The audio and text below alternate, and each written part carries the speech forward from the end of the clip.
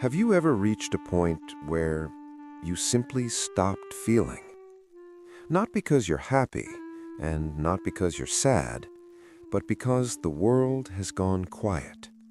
The vibrant colors of life seem to have faded into a muted, dull palette. You see your friends laughing around a table, animated and full of joy, and you intellectually register that it's funny. You even manage a polite smile. But deep down, you don't feel the spark, the genuine warmth of amusement. You hear bad news, perhaps a story of tragedy or loss, and you know intellectually that it's heartbreaking, but your chest doesn't tighten, your eyes don't well up, your heart doesn't sink with the weight of it. It's like watching your own life unfold through a thick pane of soundproof, emotion-proof glass. You're there, you're observing, you're even participating on a superficial level, but you're not truly present. The emotional resonance is gone, the connection severed. Welcome to the silent, suffocating prison of emotional numbness. It's not a mere absence of emotion, like being peaceful. No, this is a profound, almost surgical detachment. It's a desperate, often unconscious defense mechanism. And today, we're going to look at why your mind, in its ultimate effort to protect you, decided to turn off all the lights. Imagine your mind not just as a house, but as a meticulously wired electrical grid. Most of the time, the current, your vast spectrum of emotions, flows perfectly, illuminating every room of your experience. But there are moments, intense and overwhelming, when an unbearable surge hits the system. Too much chronic pain, too much prolonged stress, an accumulation of unaddressed trauma, or a sudden devastating grief. To prevent the entire psychological house from burning down, from shattering into irreparable fragments, your brain initiates an emergency shutdown. It instinctively trips the circuit breaker. It doesn't discriminate. It's not a precise surgeon that cuts only the pain. Instead, it severs the flow of all emotional current. The excruciating pain is neutralized, yes, but so is the exhilarating joy, the comforting warmth of love, the simple pleasure of a sunny day. You become safe from the psychological fire, but now you are sitting in a profound, unsettling darkness. The silence that follows the storm isn't peace, it's an empty echo. You've traded the chaos for a void, and in that void, the distinction between true emotion and mere existence begins to blur. It's your brain's way of saying, we cannot process this right now. We must survive. Expanding on our previous discussion about the peacemaker, this profound numbness often develops as a cumulative result of years spent in a constant fawn response. If you grew up in an environment where your genuine emotions, your anger, your sadness, your authentic needs were consistently met with rejection, punishment, or simply ignored as too much, you learned a powerful, albeit self-destructive lesson. You learned to suppress them. You learned that you, as your authentic emotional self, were a burden. You became a master of emotional camouflage.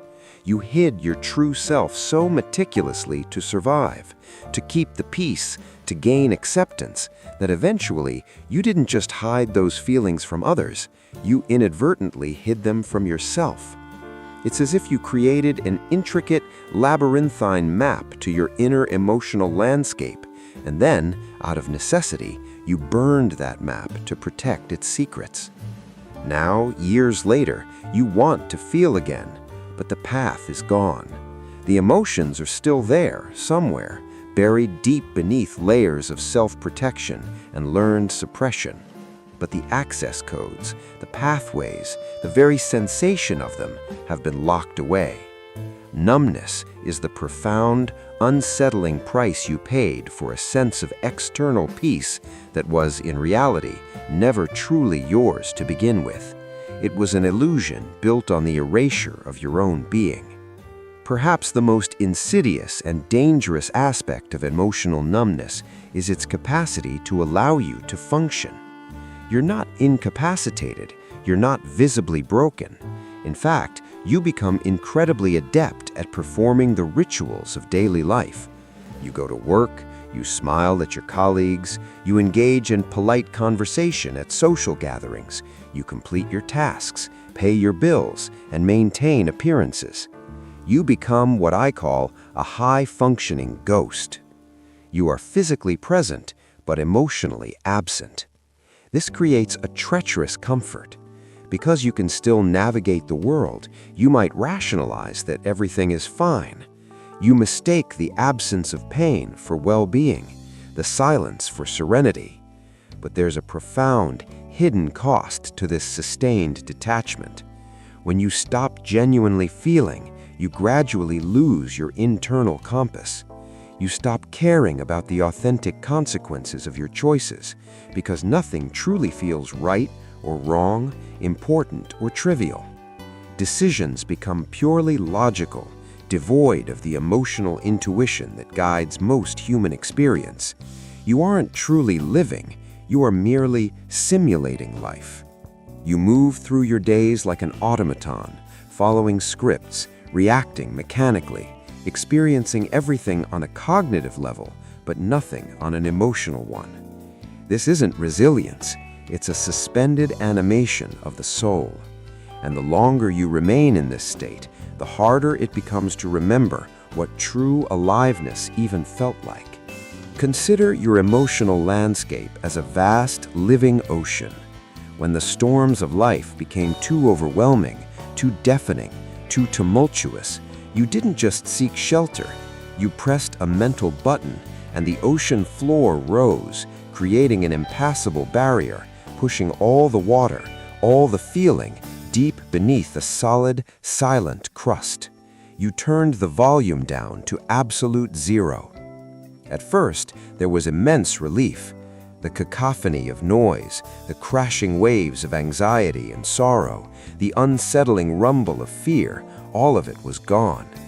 But then, in the profound, crushing silence, you began to realize the terrible truth. You couldn't hear the gentle lapping of the shore either. You couldn't feel the soothing warmth of the sun reflecting on the waves. You couldn't discern the distant, joyful calls of other ships. You've replaced a chaotic, frightening storm with an immense, impenetrable void. And this void, this profound emptiness, is often much harder to recognize, much harder to navigate, and infinitely harder to escape than the original storm itself. It's a silence that screams. If you find yourself residing in this desolate landscape of emotional numbness today, understand this fundamental truth. Your mind isn't necessarily broken beyond repair. It's profoundly, utterly exhausted.